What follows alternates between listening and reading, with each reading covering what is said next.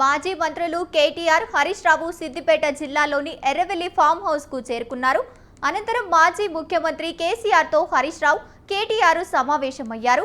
రేపటి నుంచి ప్రత్యేక అసెంబ్లీ సమావేశాల నేపథ్యంలో అసెంబ్లీలో అనుసరించాల్సిన వ్యూహాలపై చర్చిస్తున్నారు.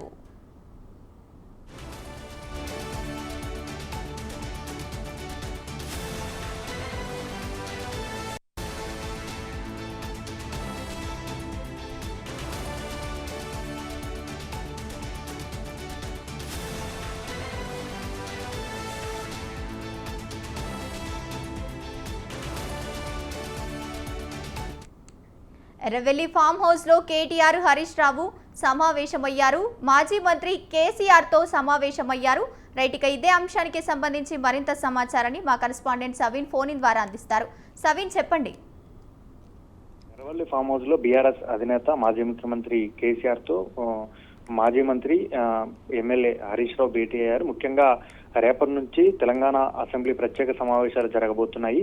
ఈ అసెంబ్లీ సమావేశాలు ప్రభుత్వం ఎన్ని రోజులు నిర్వహించే అవకాశం ఉంది. ముఖ్యంగా ఇటీవల కాళేశ్వరం కమిషన్ నివేదికను రాష్ట్ర ప్రభుత్వానికి commission chairman justice PC Ghosh అందజేశారు.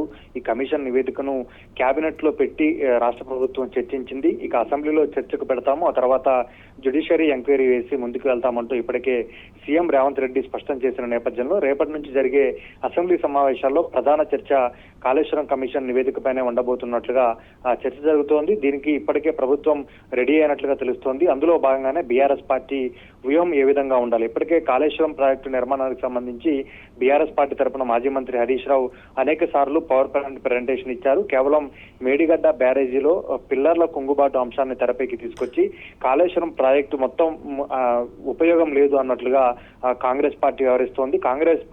కాంగ్రెస్ ప్రభుత్వం ప్రధానంగా బీఆర్ఎస్ ను కేసీఆర్ కుటుంబాన్ని భద్రం చేసే ప్రయత్నం చేస్తోందంటూ బీఆర్ఎస్ పార్టీ ఆరోపణలు చేస్తూ వస్తోంది. అందులో భాగంగానే రేపు జరిగే అసెంబ్లీ సమావేశాల్లో కాళేశ్వరం కమిషన్ నివేదికను ముందుగానే బీఆర్ఎస్ సభ్యులకు అందజేయాలి.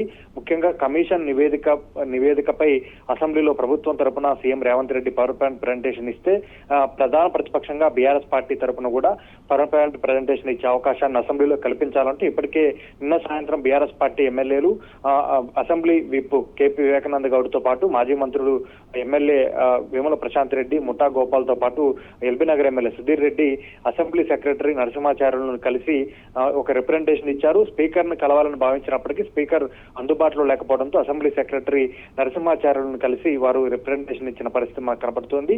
ఇక రేపటి నుంచి జరిగే అసెంబ్లీ సమావేశంలో ప్రధానంగా కాళేశ్వరం నివేదికపైన ప్రధాన చర్చ ఉండబోతుందన్న ప్రచారం జరుగుతున్న నేపథ్యంలో రాజకీయంగా ఒక ఉత్కంఠ నెలకొందని చెప్పుకోవచ్చు. ఎందుకంటే కాళేశ్వరం కమిషన్ నివేదిక మొత్తం 665 పేజీల నివేదిక ఉంది. ఇందులో కొంత నిడివిగల నివేదికను గతంలోనే ప్రభుత్వం ఏర్పాటు చేసినటువంటి అధికారుల కమిటీ బయటకు తీసుకువచ్చింది. అందులో ప్రధానంగా మాజీ ముఖ్యమంత్రి కేసీఆర్ తో పాటు అప్పటి మంత్రులుగా ఉన్నటువంటి హరీష్ రావు, ఈటెల రాజేందర్ తో పాటు ప్రభుత్వంలో ఉన్నటువంటి అధికారులను బాధ్యులుగా చేస్తూ ఆ నివేదికలో ఉన్నటువంటి కొన్ని అంశాలు బయటకు వచ్చాయి. దీనిపై బీఆర్ఎస్ పార్టీ తరఫున మాజీ ముఖ్యమంత్రి బీఆర్ఎస్ అధినేత కేసీఆర్ తో పాటు మాజీ మంత్రి హరీష్ రావు వేర్వేరుగా హైకోర్టులో పిటిషన్లు దాఖలు చేశారు.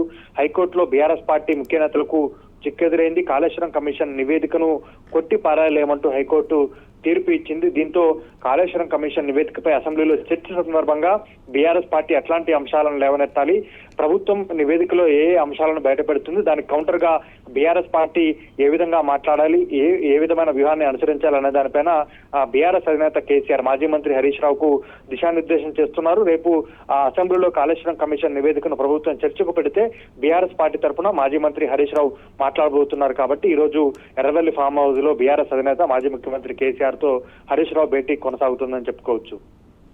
Right, thank you సవిన్.